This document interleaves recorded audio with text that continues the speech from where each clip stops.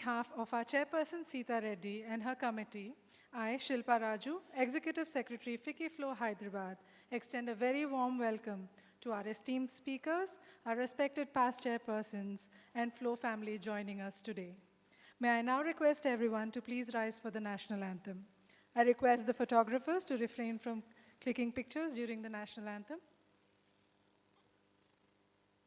जनगण मन अधिनायक जय हे भारत भाग्य विधाता पंजाब सिंध गुजरात मराठा द्राविड़ उत्कल बंगा विंध्य हिमाचल यमुना गंगा उज्जल जगधि तरंगा तव शुभ नामे जागे तव शुभ आशीष मांगे गाहे तव जय गाथा जन गण मंगल दायक जय हे भारत भाग्य विधाता जय हे जय हे जय हे जय जय जय जय हे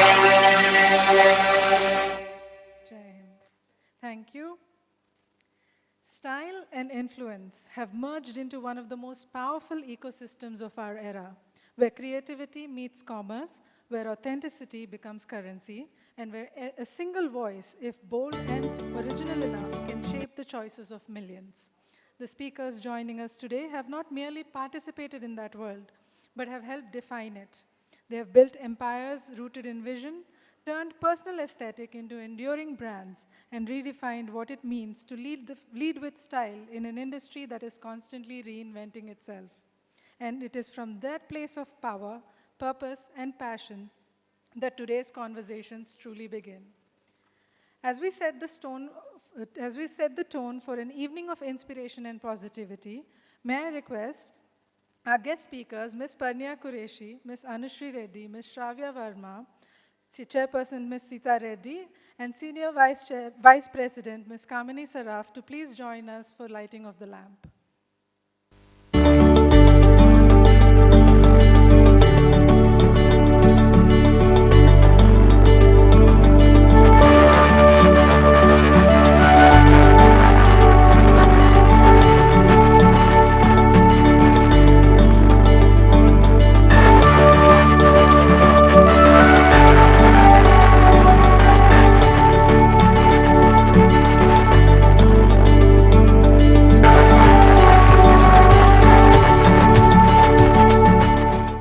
May I now request our guest speakers and Ms. Sita Reddy to please join us for a photograph with the core EC committees and Business League participants, please.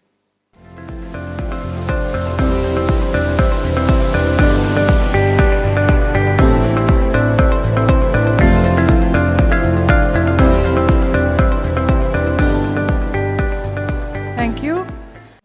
It gives me great pleasure to share that our annual Connect magazine for the year 25-26 is here and it's been published. Connect magazine is a testament to the journeys, the impact, and the collective effort of Flow Hyderabad represents. I invite our immediate past chairperson Pratibha Kunda and Connect mentor past chairperson Manjula Reddy to please come forward to present the issue to our distinguished speakers.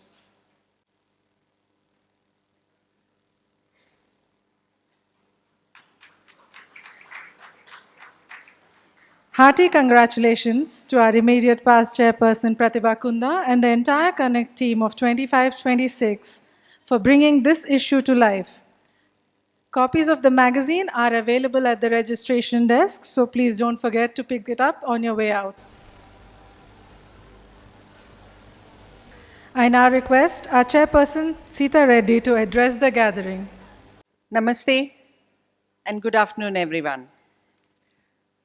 To our remarkable panelists, our past chairpersons and members of our Flow fraternity. Welcome to Fabric of Influence. We chose those words carefully, both of them.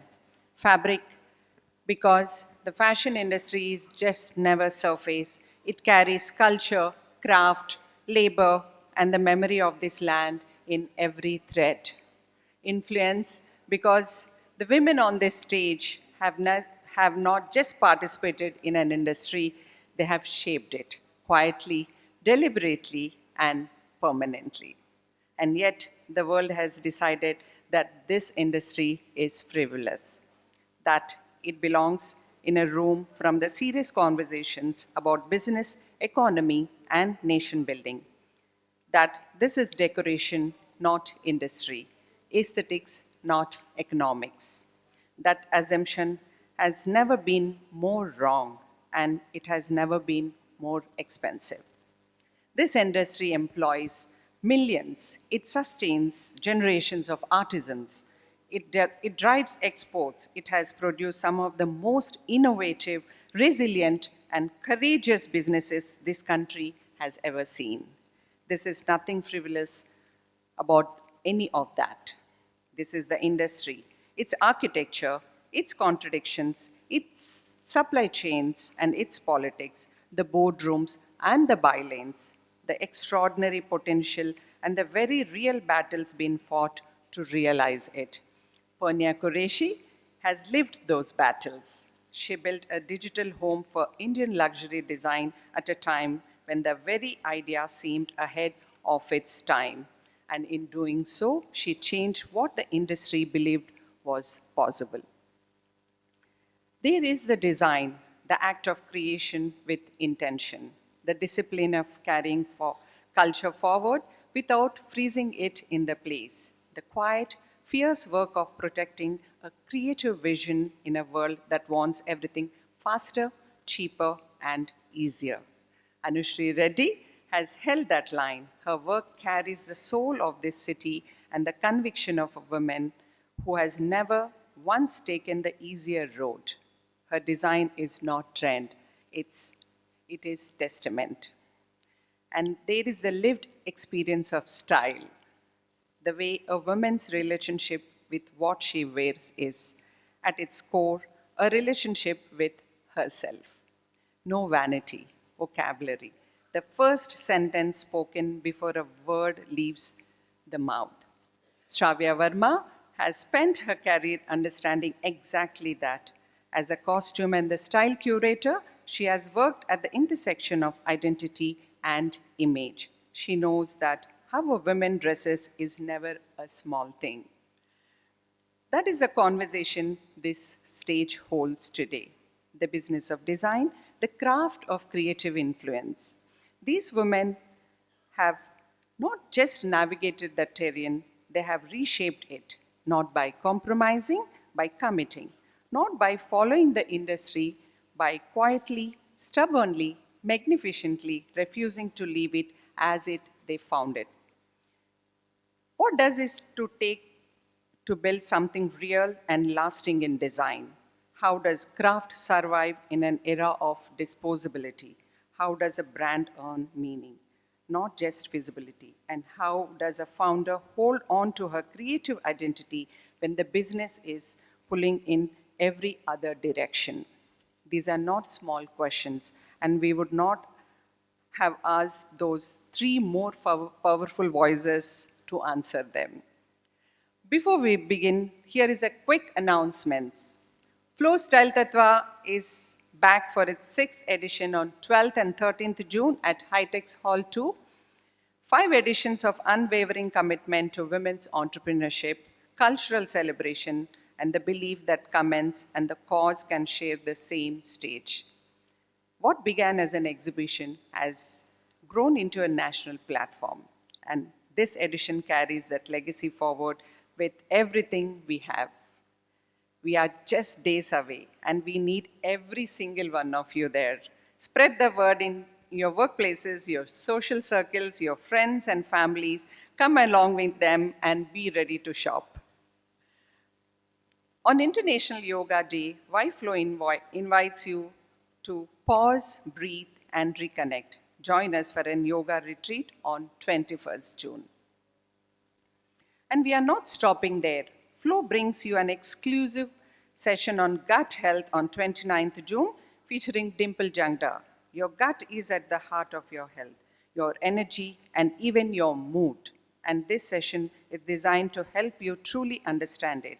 Come with your questions and leave with clarity. Our Telangana Samskriti has curated a beautiful Cherial pavilion outside, specially set up to showcase the timeless craft of Cherial art.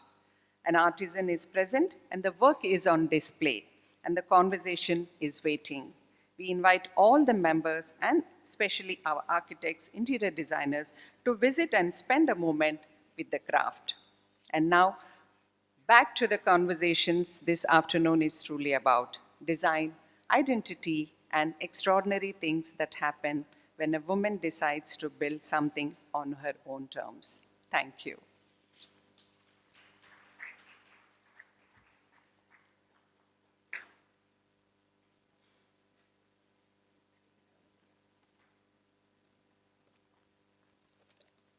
Thank you, Ms. Sita Reddy, for those powerful words and for setting the stage so perfectly for what lies ahead.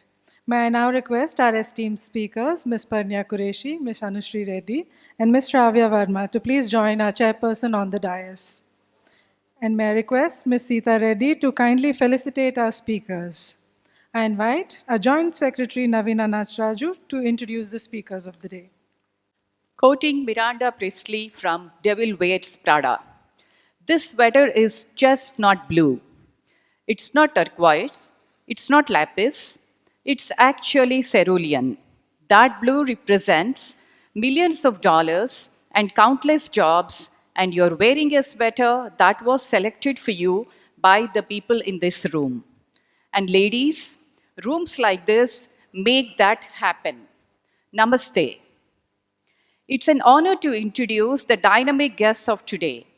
Our first guest is someone who has seamlessly blended creativity, business, and Indian fashion into a remarkable journey.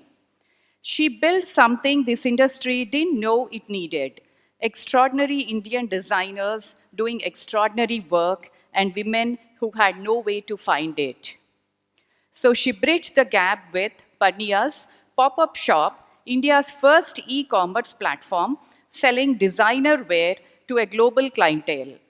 A Kuchipudi dancer, stylist, author, and costume designer for fashion-forward film Aisha, she is sharp, instinctive, and detail-oriented. So please join me in welcoming fashion entrepreneur and industry pioneer, Ms. Parnya Qureshi.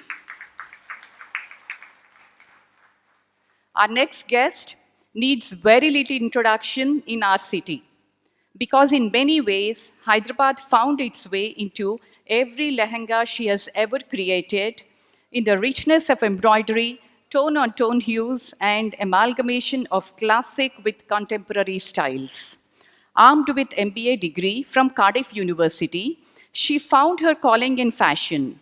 She has built a label that doesn't just dress women for their most important moments, but also defines haute couture in every sense. Her eponymous label and now her decor company is a must-have in every bride's armamentarium. So please welcome the design maestro, Ms. Anushri Reddy. Our next guest does something very remarkable. She works in a space between a woman and her mirror, which is probably the most complicated space in the world. She is one of the Hyderabad's most sought-after stylists. Having worked with leading personalities from the worlds of cinema, sports, and business, she brings to this conversation the emotional intelligence that great style actually requires. She has successfully expanded into entrepreneurship, public speaking, film production, and business ventures, demonstrating versatility. She constantly reinvents herself. So let's welcome fashion stylist Ms. Shravya Verma. I now invite our chairperson, Ms. Sita Reddy, to take the session forward. Thank you. Thank you, Parnya, Anushri, and Shravya for joining us today. Style and influence today is no longer just about clothing. It's the storytelling of identity and culture. And no city wears that evolution more interestingly than Hyderabad, in my opinion. I may be biased. Every successful fashion story starts long before the spotlight, usually with instinct, obsession, and courage to trust personal taste before the world validates it. And the courage it shows in all three of you. Thank you once again for being part of our Silver Jubilee celebrations of Flow Hyderabad chapter. Punya, my first question is to you. You began as a stylist on Aisha while pursuing Kuchipudi, and in 2012 took the bold step of launching a luxury fashion platform online. At a time when few believed in luxury e-commerce, did you think India was ready, or were you simply ahead of the curve? Thank you, and thank you for having me here. I think it was a combination of the two.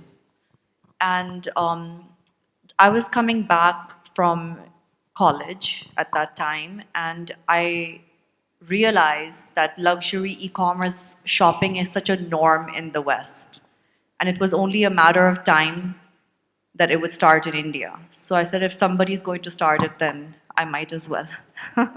Also, being an avid shopper, e-commerce shopper, while being in college, I knew the benefits. I understood the benefits. And whenever you start a business which is going to create a better experience for a client, it's going to make their shopping easier, more seamless, it's more accessible. There were too many benefits that I recognized, and I thought that it's only a matter of time. If I don't do it, somebody else will. So yeah, I think that was the reason to begin. And it's always nice to be a first mover in any business or industry because A, you can set the standards of how it should be done. I had no one to look up to in India because there was no such business. But the good thing was that I could create those standards and I could create those jobs in that business. Like being an e-commerce model, for example, that's a job. All you do is e-commerce shoots, things like that. So it was a very interesting and beautiful experience, yeah. That's why quite a bold step you have taken. Anushri, you landed your label without formal design training, yet built one of the India's most recognizable bridal brands. Did your signature pastel and floral aesthetics evolve organically? And how do you stay true to your brand while adapting to changing trends? Thank you. Thank you for having me here. So, I'm not a trained fashion designer. I've essentially done my MBA. I've always loved clothes, but that was that, nothing more, nothing less. In fact, I always loved buying clothes. So, once I came back from college, and I went to all-girls college here, it was St. Francis, where salwar kameez was the dress code. So, I think that's where it started. Different permutation and combinations of, creating salwar kameezes was where I think I actually started with Kaleem Taylor, whom I think all of you all know in Hyderabad. So I think that's where it started. So once I came back, I started very, very small. I rented a space and I had exactly one tailor. So it was pretty much him and me. We'd do everything from buying like the threads to the buttons, and I didn't have too much experience, but it's all hands-on. So I've learned on the job, and luckily I had a strong, very stubborn sense of what I like and what I don't like. I loved like that whole feminine, floral, delicate look. So I had like a certain thread which I'd bring to everything I did, and I stuck to it. So I didn't know at that point. I wasn't sure is it going to work or not work, but I did I gave it my all basically at that point. That's nice. Shravya, you started styling at just 17 and built a career in South cinema when styling wasn't yet recognized profession. What gave you the confidence to carve out a space for yourself in an industry that didn't fully understand the role of a stylist? Hi everyone, thank you so much for having me. I would be lying if I said I was confident, to be very frank with you. Confidence is something, it must have come much after I've started, but when I started off, I was definitely not confident, but I was definitely curious. And you know, when I started off in Telugu cinema, there was no concept of having stylists or costume designers. There was only dressmen that were working. So at the time, I think it's very difficult to explain to people around you as to what you were trying to do. And like Ms. Pernia just said, you know,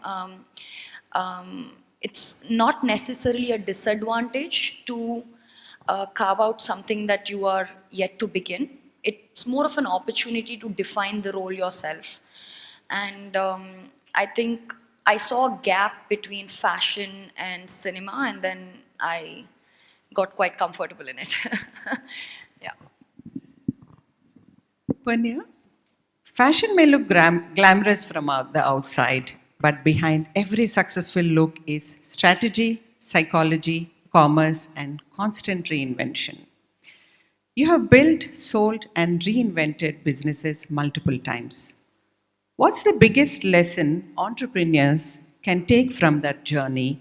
And what did selling your pop up shop teach you about building and leading today?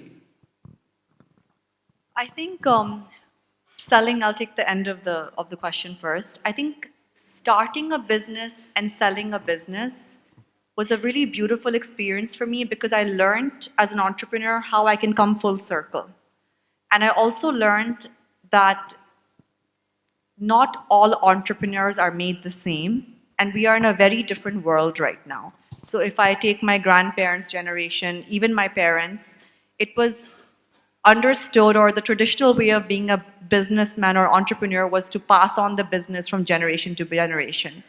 My generation, and even younger than me, people in their 20s who are starting businesses, they start businesses to sell them. That is the strategy from day one. So I saw a whole generational shift on how people view businesses and how you can run businesses, make money, exit, and you can use your experience to then do so many more things. You can build more businesses, you can go into education, you can go into mentorship. I mean, there's endless amounts of things you can do once you've done the whole circle of starting a business and selling a business, because that in itself is a success. If you're able to start a business and sell it for a profit eventually, that in itself is a very successful model. And the other thing I learned on this journey was from my dad. He said, your emotions are for your personal life, they're not for your business. So never get attached to anything which is work related. And that was a very good lesson for me because I'm a very emotional person. So initially I led, and I still do, lead everything with emotion, but I know very well where to cut off. And work is work and personal life is personal life. That's why I'm able to start something and sell it and move on, you know? And I think that's a very important lesson that I learned in my entrepreneurial journey, which I think other entrepreneurs can also learn from. It's okay, you start something, it feels like a baby, right? Because you build it from scratch. You get so emotional also. Right. But then you have to think, now the baby is ready for college and is gone. You can have another baby. So you have to think like that, you know. You have to think like how the West send off their children and cut them off, you know. Not like Indians, you know, who are babying their children till their 40s and 50s. Yeah, so I learned that. And I think that's a very important and interesting lesson in my entrepreneurial journey. And the other thing is that, you know, even if I was a dentist or if I was anything, I think I would still look good doing whatever I do. I think the glamour part of it and enjoying fashion, enjoying myself. I have a very glamorous mother. So I think that is a part of my personality. So no matter what job I had, if I was a lawyer, if I was a dentist, I think I would still be glamorous. But having said that, the fashion industry behind the scenes is a lot of hard work, just like any industry. Yeah. I agree. It takes a lot of hard work. Anushri, your work is rooted in slow, generational craftsmanship in a world driven by instant fashion. How do you balance scale and speed while preserving exclusivity and artistry in bridal couture? So I think over time I've expanded to different types of craftsmanship. I first started with Zardosi for a couple of years. I still do it, but now we have chikankari, we have sequins, we have different types of embroidery that I do, and I think growing each vertical strongly is very important. So I think how I grow is I give my menswear as much importance as I give my lehengas. So I realize that's the only way to grow a business. Sometimes when we get stuck in that really small niche market, it becomes a little difficult. So I think looking at different verticals and expanding my product line is what's taken precedence over the last few years. And I think being a little, I used to be a little scared to take risks, as in set up stores in different cities, and I would be like, how will I run it? And I have, but I think now I do whatever it takes. Like if I have to go to Bombay, sit there. If I have to go to Delhi, sit there. I'll do it. So I think it comes with a little bit of taking that leap and taking those steps when you're scared. So I think that's how I function. What is the most valuable investment you have made in building your brand?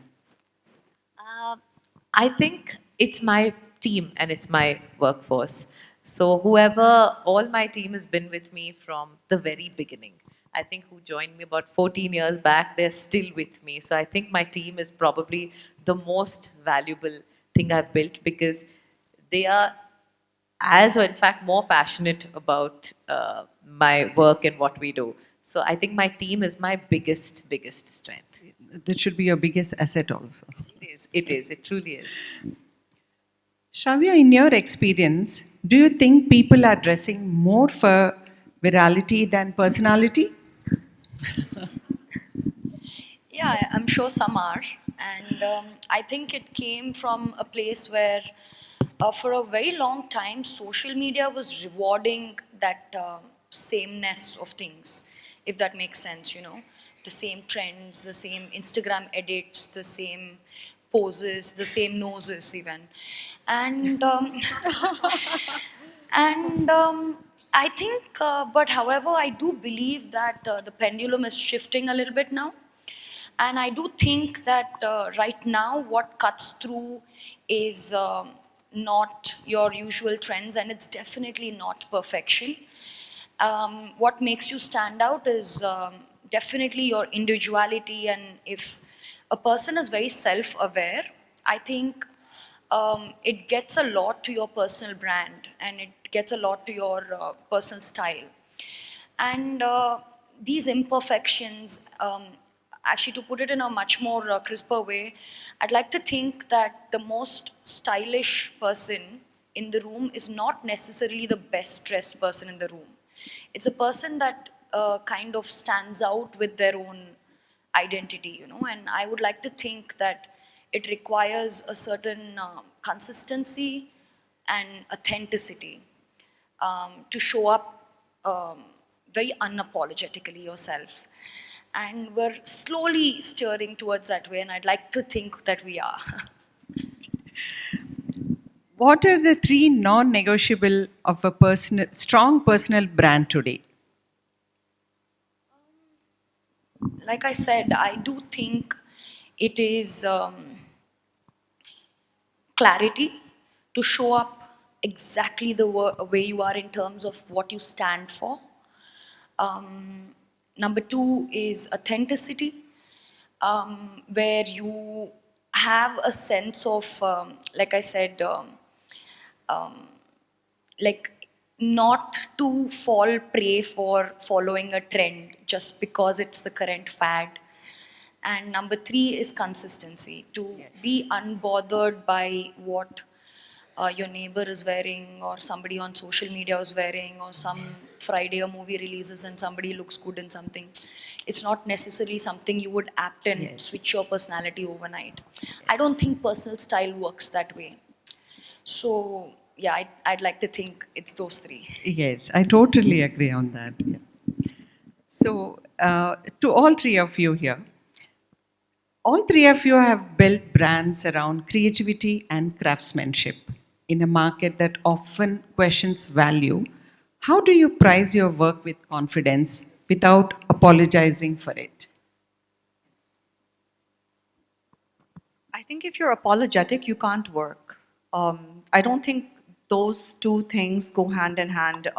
You can't work successfully, that's for sure, if you're apologetic. I think when you are in any business, and especially in the business of fashion, you have to be self-assured in what your goal is and why you're doing what you're doing. So you have to have a purpose, whatever that is, even if that purpose is commerce. And you have to be unapologetic about it. Because the moment you start apologizing, you create doubt in people's mind, and then why would they want to be a part of a business or support a business where the entrepreneur themselves are not sure and confident about their own business? You have to believe in your own business product first before expecting anybody else to believe in it. In the same sense, you have to believe in yourself first before anybody else can have confidence in you. You have to have it in yourself. And you can't fake confidence. I know people say that you should fake it till you make it and all those kinds of things, but I think that comes through. If somebody's inauthentic, it comes through. People understand. Indian people are very emotional. Their EQ is usually very high. They can just see through if somebody's inauthentic. So I think being authentic is very important. Totally agree on that. I think for me, the product decides the price. So when we create our first sample, so I make it to the best design and quality that I intend to make it, and then that dictates what price it sells at. Of course, there will be people who say you're too expensive, it's not worth it, it's not value for money, but I'm okay with that. So I think I'm okay with it. Like, you will have a segment of people who want to buy your clothes and like them, and there will always be a segment who feels it's too expensive. But I don't think we should change like the price points. I don't do that. So, and I think the customer is very intelligent. If your product's not worth the price, they are not going to come back to you, and they'll tell at least 50 people to not come back to you. I think bad feedback always spreads faster than good feedback. So I think, so I mean, that's something that I follow, and it has to also compensate the work and the man hours that go into making that product. Sometimes it's not just the embroidery and the physical, the raw materials that go into it. It's a longer process, and I think that's how I price my product, and I stick to it for the good or the bad, I don't know.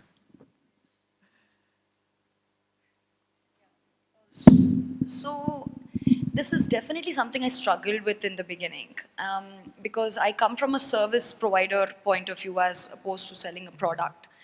And it always has a debate over somebody is doing it for lesser, somebody is doing it for, whatever. But especially in our industry, this comparison is a lot, number one.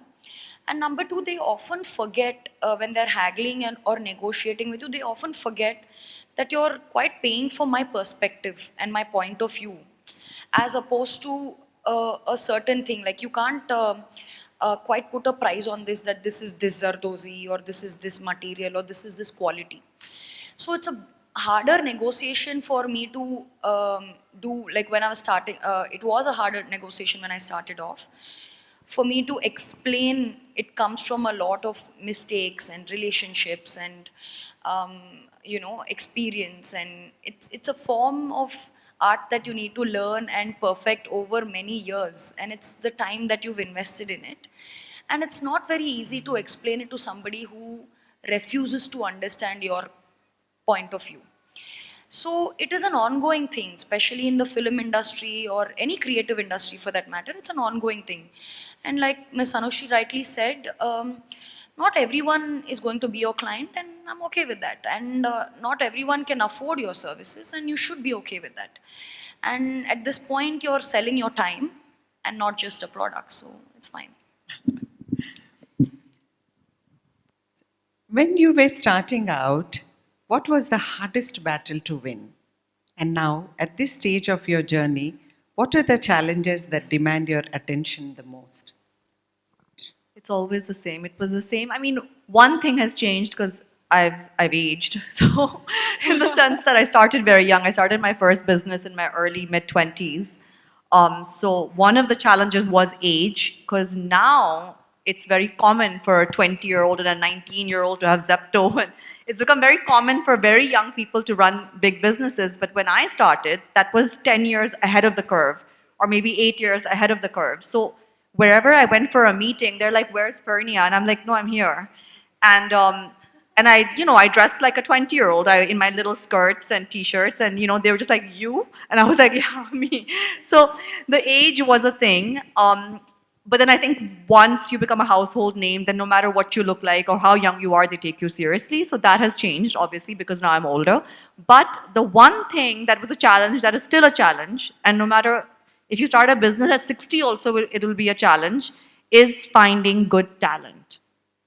So she's very smart. She's held on to them for the last 15 years, because if she were to let them go and have to rehire, that is, oh my God, finding the right talent, the right people to work with, and to make them a part of your team, and to make them a part of your vision, and for them to have the same vision, support your vision, be as hardworking as you. It's very hard. And that's why I have a very good relationship with everybody who's worked with me since my 20s. I would say 90% of them I'm in touch with, and I love them, and I think I would hope they love me too.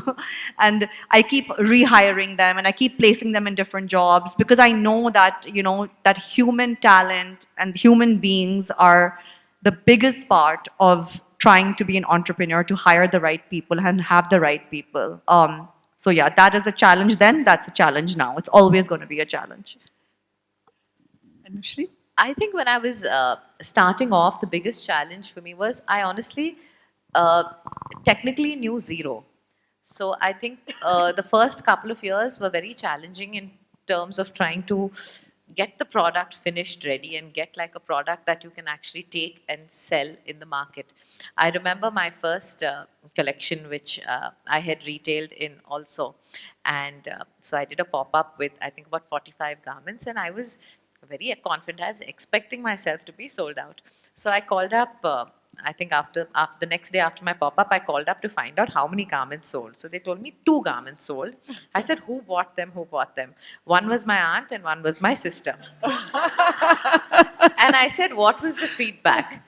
So I remember Sudha auntie told me at that point that little feedback, the right sleeve is little longer than the left sleeve in most of the kurtas. So I think initially, I didn't know what fabrics to use, how to dye. I knew nothing. So I think the first couple of years, that was a challenge, and I think I just dealt with most things very, very hands-on. I think I just got my feet dirty, just started doing different things to see what works, what doesn't work, and I think doing that for the first couple of years has made me a bit of a control freak to let go. So I think that's one thing I need to now move away from that. However, now the challenges I face more now are more of scale. How do you scale the business? Which cities do you take retail to? How many, it's more about strategy. How many shoots do we do? Where do we shoot them? And how do we, what is the right way to package the brand? Design now comes very naturally to me. If you wake me up at 3 o'clock and say in the night and say, "Anushri, bridal lehengas," I can design them. But it's more the other part of the business that has my attention now.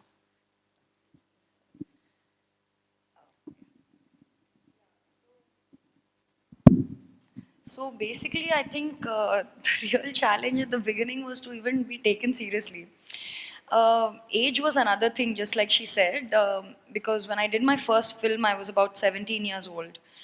And to be taken seriously more than age, I think my biggest challenge was to even explain what the hell is it that I'm doing. Because it doesn't have a job designation to begin with, especially in South cinema, right? And we've had this constant debate about how it's going to be of any value to anybody going forward and what future it may or may not hold. But luckily, audiences change, platforms have changed.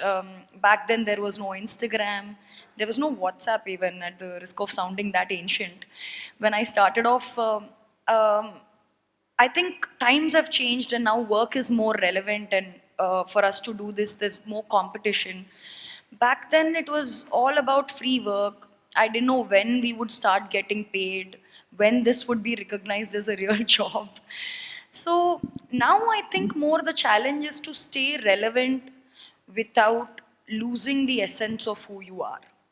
Now it's about more of an evolving game and more of a staying relevant in terms of now you also have to be relevant on social media, not just your job. You have to stay relevant in places you're going, because all of these trends are changing overnight. Today you think you know the subject, tomorrow you don't.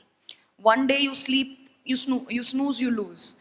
So I think staying updated and staying very up to date with what the current trends are, what is going with who, is more of a game. Even getting newer clients, sustaining newer clients, and to protecting what you already have made through is the real game now, and that would be the real challenge. I think now it is very, very difficult for you.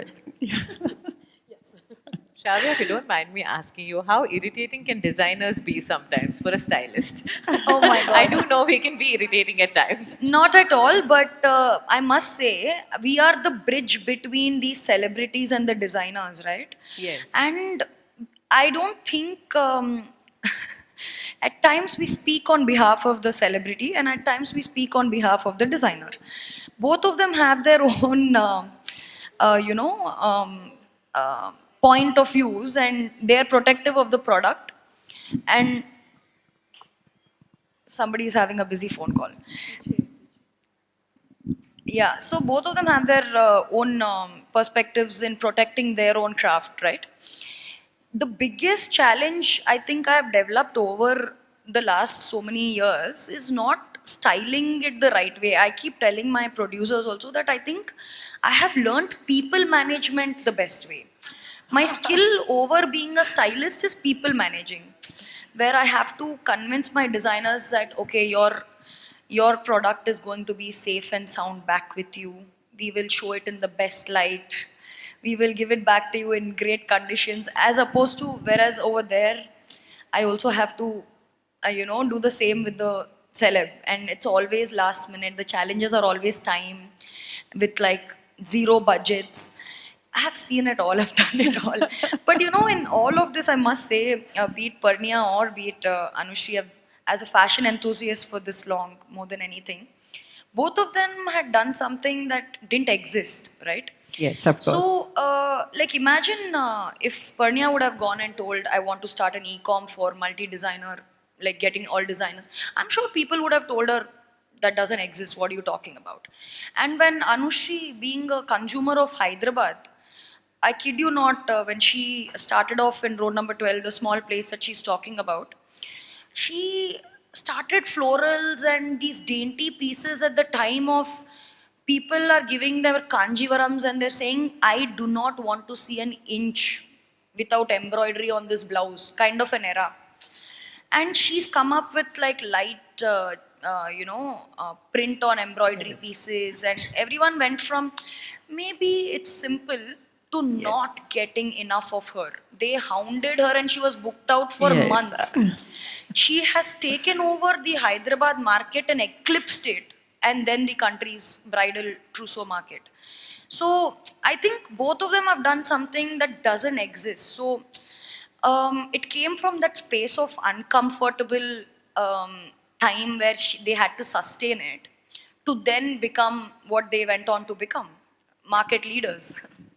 Yeah. Panya, a decade ago, fashion credibility came from Vogue covers and runway shows. Today, a single reel can drive sales overnight. Has influence become more powerful than design itself? And are luxury consumers buying fashion differently in the age of creators and instant culture? Yeah, that's a very interesting question, and we were in fact discussing it backstage. People are shopping differently now, and yes, this started with me with pop-up shop. I knew how important an image was. That time Instagram had started, but I don't think people realized the importance of a picture. And as Anushri and I were discussing yesterday, she doesn't even do fashion shows. She just does amazing campaigns. If your pictures, if your marketing is correct, that is enough to lure people into shopping. That will bring them to take an appointment with her, maybe for an outfit, for their bridal wear. That's enough for them to buy something e-commerce online. And you know, in fact, I was just discussing something with my ads team the other day, online ads team. And the content that works really well is real life personal content now. So for example, if you show somebody, a real person or somebody who looks like a real person but is a model, doing something natural, say in a sari, or you're selling a hat and they're just sitting in a garden reading a book, those kind of images which feel natural and which feel real, those people respond to very well on ads online. And then they want to go in and buy those things, you know, because I think the idea with marketing is, and with brands is, that people like to see your brand like kind of in a lifestyle situation. Like, how would this brand look if I were to wear it somewhere? How would this hat look if I was actually sitting in a park? That kind of resonates with people really well currently. And it's not always going to be the same. So the trends of what sells and what ads work, that also keeps changing. So currently, lifestyle imagery, strong images, that is selling really well, and that's enough to lure someone in to at least discover your brand and shop your brand. But that's not going to be the same always. That will also change. I agree. I think it's a good takeaway. Like, you know, the lot of designers here in the hall, they. Shravya, when every look you put together is scrutinized online and misinterpreted, how do you handle that pressure? I think initially it might have affected me, but I've come to terms with the fact that when any of your work has visibility, it comes with a certain perception that you may or may not like. So I've come to terms with it and I've made my peace with it. So I don't think I am accountable to the opinions of my work. I'm just accountable to my work. So I think after a point you should realize that you know, your visibility and vulnerability would come in a pair. It's not this or that. So I think I take great pride when it's making rounds. Like for example, I also sometimes use it to my advantage, meaning you don't have to always necessarily use it as good or bad PR, right? So at the time when I was already styling for some of the A-listers in South, I also happened to take on a client that was just starting off, who happened to be my friend. Not many designers were very open to giving clothes to this said actor. And I used it to my advantage. I used, say, on a Filmfare red carpet, when everyone's, you know, suited up and tuxed up and everything, I gave him a very heavy printed outfit. And the conversation became about, he's dressed so vibrantly, this is some different thing going on. They called him up on stage, he's a young actor, they roasted him. But my purpose was served to make him seen. So you sometimes have to twist it, and his name today is Mr. Vijay Devarkonda, which people are dying to work with him. But this was his first red carpet when nobody was willing to source. And I would imagine why, right? Every brand have their own reasons to source or not to source for a certain person. So sometimes I use it in twisted ways for my own advantage is what I'd like to think.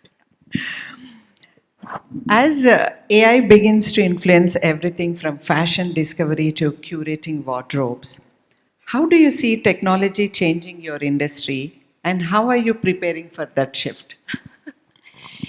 Well, AI definitely has a huge impact now, but I would seriously think that when I'm talking to a woman about her insecurities and how she'd like to be portrayed, and what are her strong suits and what she'd like to hide and what she'd like to highlight, and give a,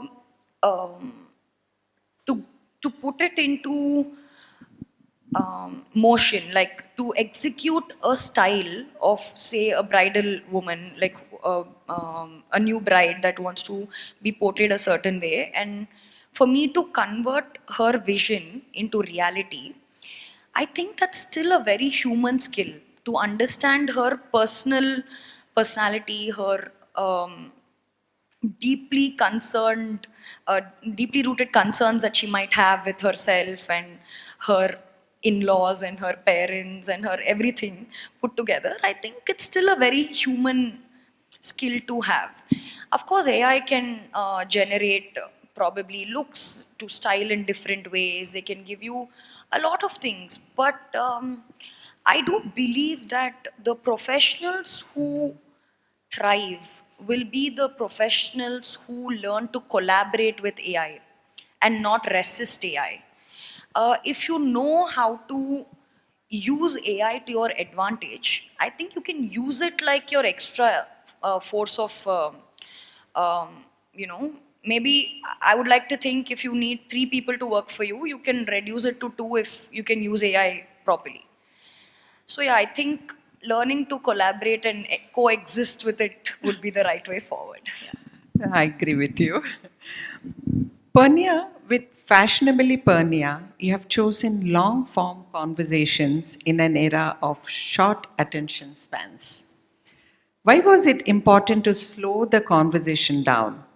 And what do you think is the one thing that creates lasting influence today? So our content is actually 30 to 40 minutes, but it's so funny that it's true. Now 30 to 40 minutes is considered long form content because people's attention spans have just, yes, agree. Attention you know, span has actually really come now down. if I sit and watch a whole movie, I feel very productive. Because I'm like, I sat through a whole movie in one sitting. Yeah, our attention span is really reduced. So we also, with the podcast, what we do is we have 30, 40, 45-minute episodes on YouTube and Spotify, but we have snack bite worthy content, which is like 30 seconds, 50 seconds on Instagram as well. So from every episode, we'll have about 4 reels where we'll take out the key moments from those episodes and put them up on Instagram. Because God forbid, people don't have time, 30 minutes to go and watch the whole episode. So I kind of do both, and I think for people who are truly, so with Fashionably Purnia, this podcast is 2.5 years old now, and the whole idea was to build a community. I already have a community that's actually grown with me over the years, but it was to enjoy this community where we all love the same things. It's the only podcast in India which focuses only on luxury, lifestyle, and fashion. All other podcasts, they cover everything. So one day there will be a Jyotishi, next day there will be a politician, then they'll have some fashion. So other podcasts don't really have a genre. Fashionably Purnia, as the name suggests, we have a one particular genre. So the idea was to get people together who really enjoy this industry and this field. And when you have a lot of interest in a particular industry, then you can sit through half an hour. You can sit through 45 minutes and watch the whole piece because you get a deeper, in-depth knowledge of what we're talking about. So for example, we had a very lovely conversation with Pratiksha from Kishan Das Jewelry last season. And we had I had genuine questions about Basra pearls and Golconda diamonds. I love jewelry, but I needed to know a few things about these. And she really gave very good answers, and she explained the whole concept of how they come and where they come from. And I think for somebody who loves jewelry and is a jewelry connoisseur, they would be interested to know such things, you know. So that's the whole idea. The idea is to give people in-depth knowledge in a very easy, fun, casual way in this industry of, you know, and get different experts. Having said that, we just shot an episode with Anushri and Jayanti ready yesterday. So it's going to be coming in the next season. You guys have to at least support and watch all the Hyderabad episodes. Yeah. Oh. Yeah. So we are waiting for that, Anushri. Anushri, you have built your brand in an era where visibility is often driven by algorithms and content. How evolved are you in your social media strategy today? And how important it is for a founder to personally shape their digital presence? So I think our social media game is very strong. So I think when I mean social media, it's pretty much just Instagram. I think Facebook has almost died a natural death. So I'm very relevant on Instagram. Like we do all the checklists, how many posts, how many reels, everything. So, and you know, if sometimes we need to boost a post. So we go with the flow with all of that. And I think on the other side, there are two, like one is your social media game, but I feel as the founder, I'm a little, don't really like to put myself out there. It's very out of my comfort zone for me. But yeah, I keep a nap on what's the right way to approach things. And like Purnia mentioned earlier, it's constantly changing.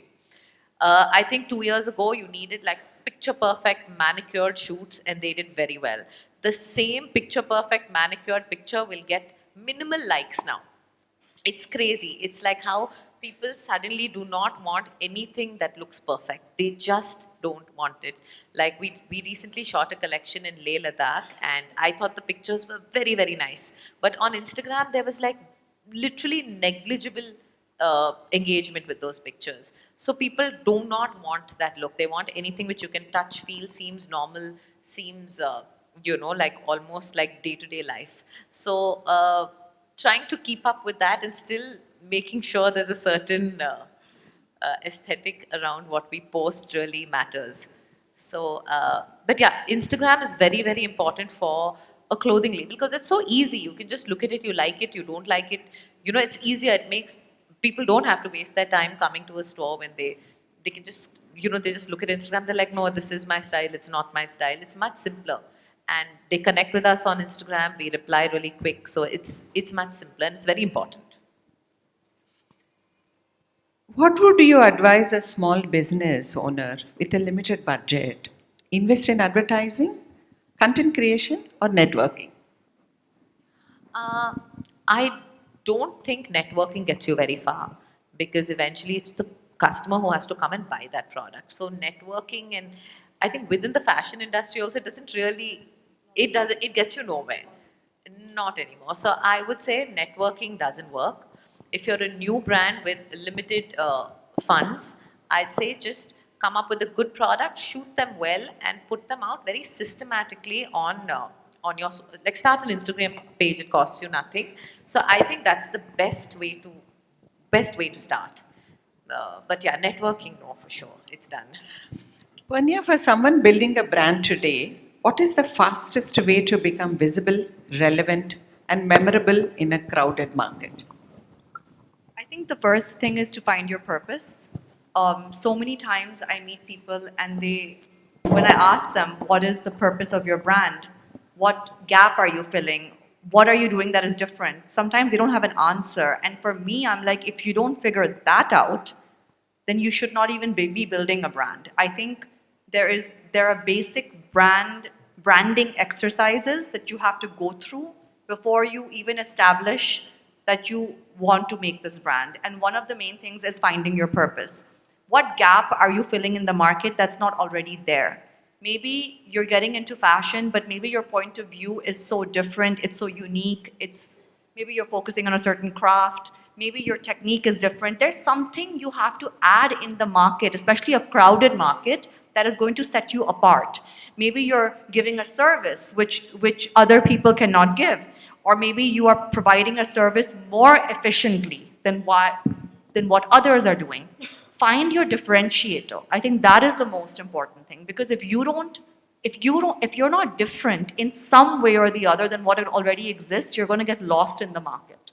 So I think that's the most important step when you are trying to build a new brand.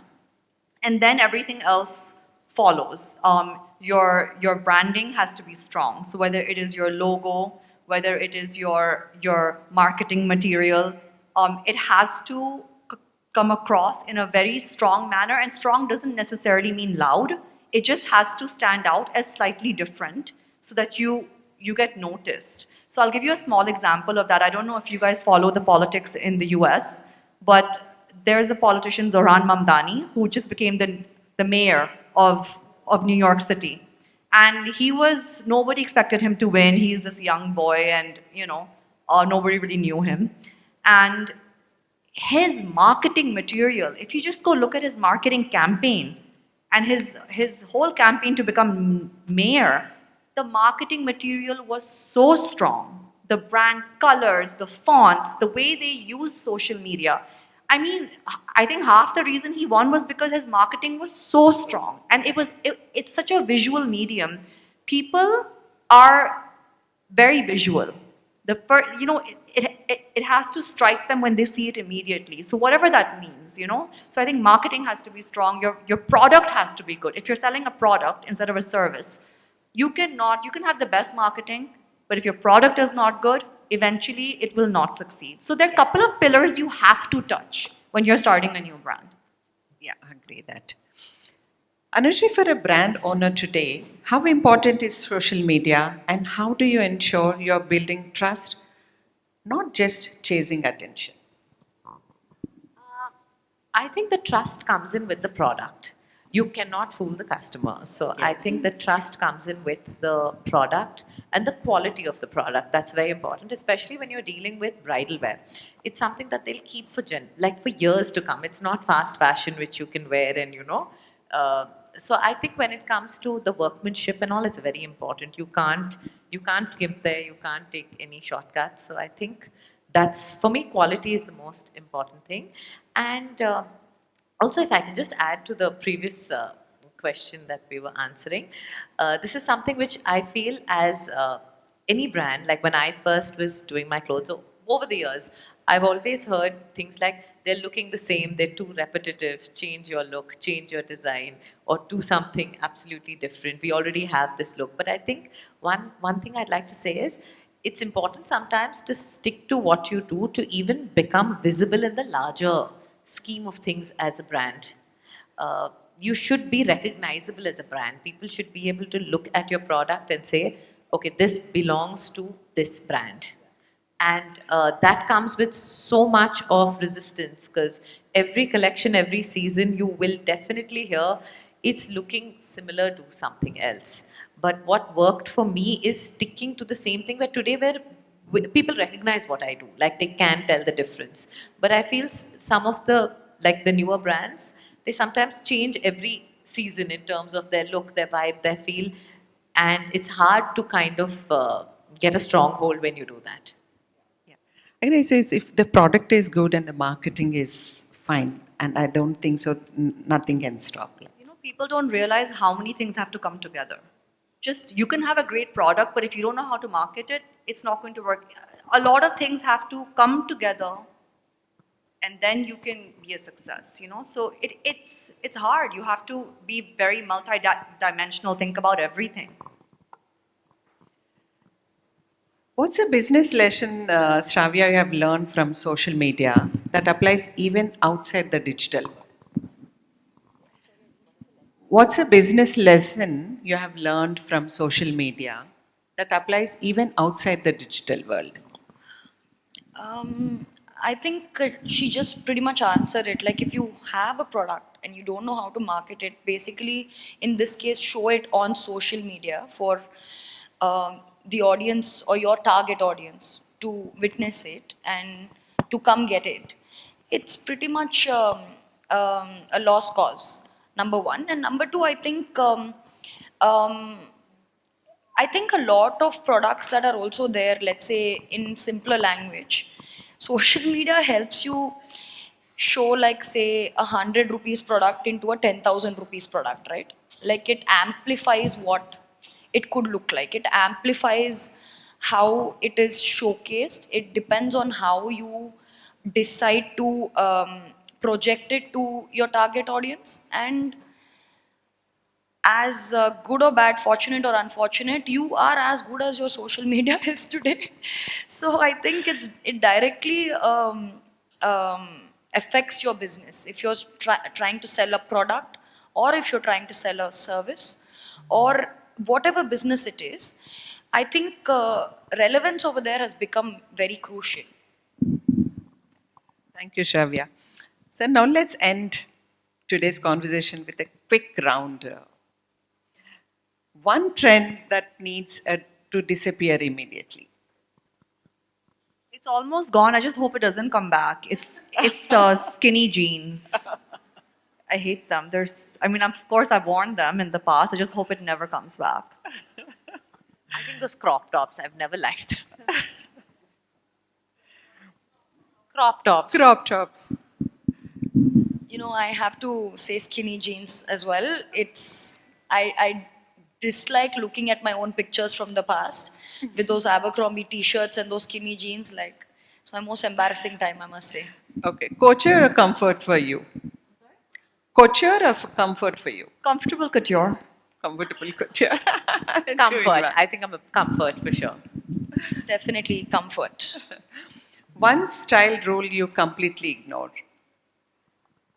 I don't know what are style rules. I don't know. When people ask me also, I always answer saying that who am I to give anybody any rules? No, I ignore everything, I guess, because I don't think about style rules. I think you should be happy with the way you look and how you dress. And if you are kind of true to your personality and you wear what comes naturally to you, that's good. You don't have to think about a rule. There's no rule. Somebody can look good in the most absurd thing, like say a Rihanna, and somebody can look bad in the most simple thing also.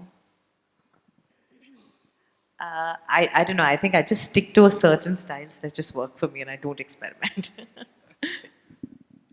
Same. So, be it in the industry or here in real life, I don't think style rules, actually fashion in general should not, you shouldn't say there are rules to fashion. I think it is a very 90s, 2000s thing to have been doing. I don't think right now we are in that kind of era where anybody likes to follow rules. Like they said, today it might be relevant, tomorrow being perfect is going to be irrelevant. If it is projected in the most perfect way, people are not liking it.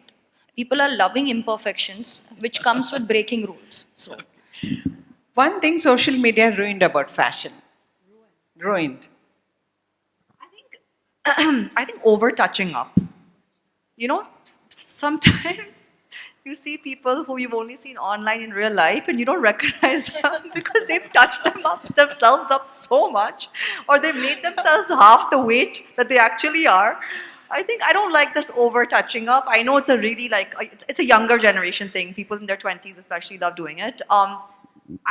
It's nice. You can touch up a little bit, I think, but not to a point where the fashion or the person becomes unrecognizable in real life, you know? So I think I love real things. And for me, real life is always better. And I think the over touching up is something which has ruined fashion a bit.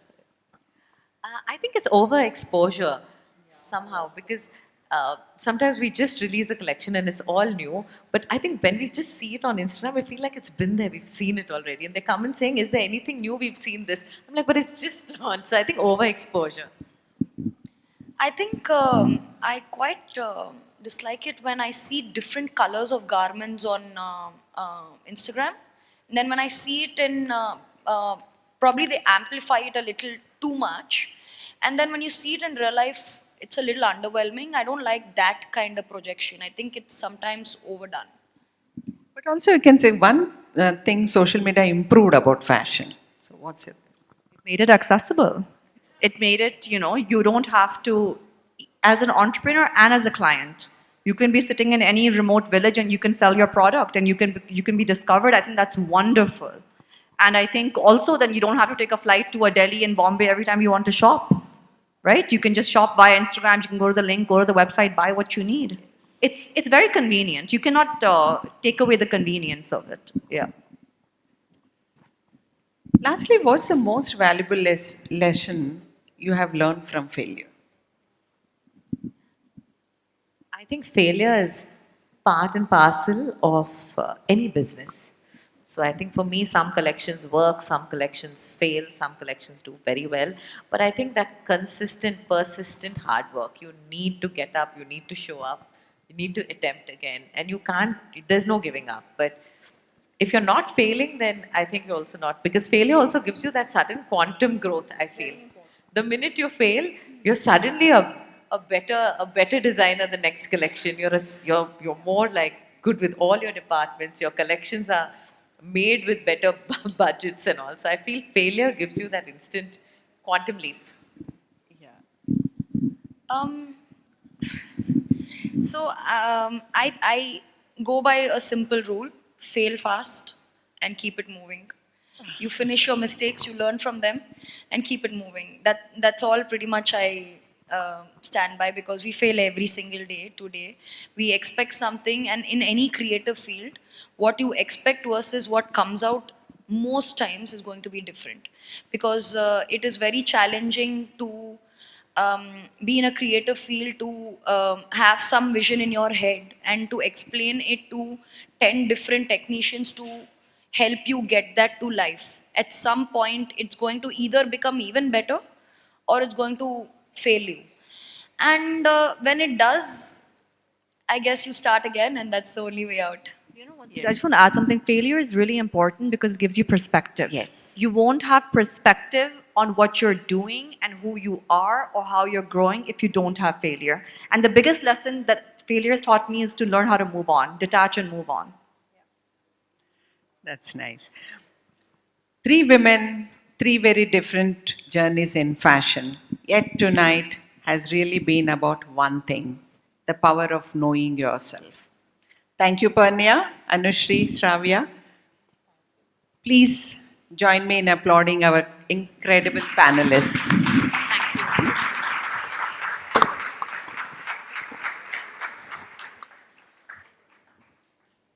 Thank you, Ms. Panya Qureshi, Ms. Shravya Verma, and Ms. Anushri Reddy for this truly enriching conversation. So we'll now just, if you could please take your seat, we'll just open the floor for a few question and answers. So we'll keep the questions very brief. Our speaker needs to leave for her flight, so yeah.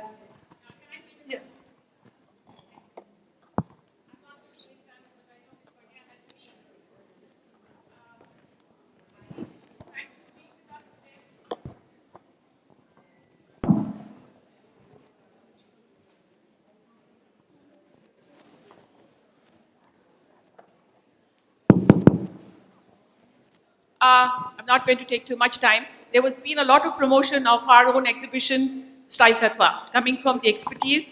If we have to do this next year, what would be your input for us, for our exhibition that comes next year? Same to Ms. Konya Qureshi, because we got a lot of insight from you on brand building, on business. So truly would take this insight from you that we have, what is your input going to be for us for our exhibition next year? So, Would also appreciate Anushri's inputs there, please.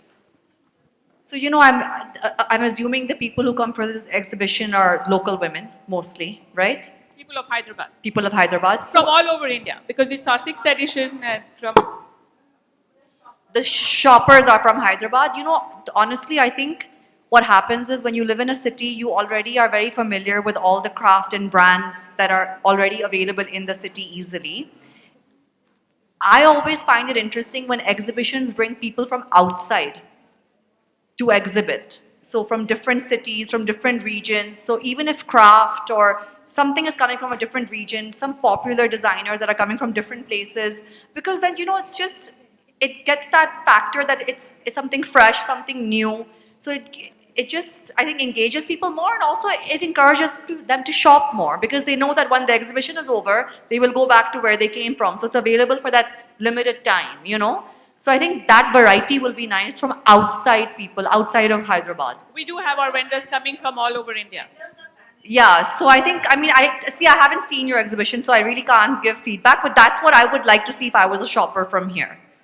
And also, I think a variety in maybe all kinds of things, high, low, and in, maybe home. Home is a very big category. So not only fashion, but also focus on home and products which are for the house. That might be great. That does very well. Yeah. I think you have Kamini auntie on your team. Who's the best? Of course, we do have her on the panel, but just wanted, today, this is the 6th edition of Style Tattva, and it's a lifestyle exhibition with vendors all pan-India. What would be your mantra to us for greater success next year? I feel younger brands, more like little more. I think Western wear is something which most youngsters don't find. So I think getting a lot of ready-to-wear Western brands by younger designers would definitely be key. And maybe even I think people love weaves, and there's so many beautiful woven sari brands. So I think even that would be great to bring. And I also want to thank Kamini auntie for giving me my first break, which sold out Fashion Yatra many, many years ago. Thank you. Thank you. Yeah. So, since paucity of time, we will move it forward. I would now request our Senior Vice Chairperson, Gunjan Sindhi, to deliver the vote of thanks. Namaste. Style begins with creativity. Entrepreneurship transforms it into legacy. As we come to a close of this inspiring session, it is my privilege on behalf of Flow Hyderabad to extend a heartfelt vote of thanks, our sincere gratitude to our esteemed speakers, Purnia Qureshi, Anushri Reddy, Shravya Reddy. Thank you for sharing your journeys and insights so generously. Your stories remind us that success is built on passion, perseverance, creativity, and the courage to stay true to one's vision. A special thank you to our past chairpersons for their continued guidance, for the legacy they inspire us to carry forward. We are grateful to our valued sponsors, Premium Diamond sponsor DSR Group, Diamond sponsor Poultry India, Gold sponsor EFS, Initiative sponsor Premium Platinum, another initiative sponsor Swastik Vikas Foundation, Diamond Initiative sponsor Verkau, Gold Initiative sponsor Promia. A special note of thanks to ITC Kakatiya for their exceptional hospitality. I would also like to acknowledge our events and co-teams, volunteers, and everyone who's working behind the scenes, whose dedication and hard work made this evening a success. Thank you to all our Flow members and guests for your presence and participation. Your engagement is that makes every Flow gathering so meaningful and memorable. The session may be concluding, but the conversations need not. We invite you to join us for high tea. Thank you and have a wonderful evening.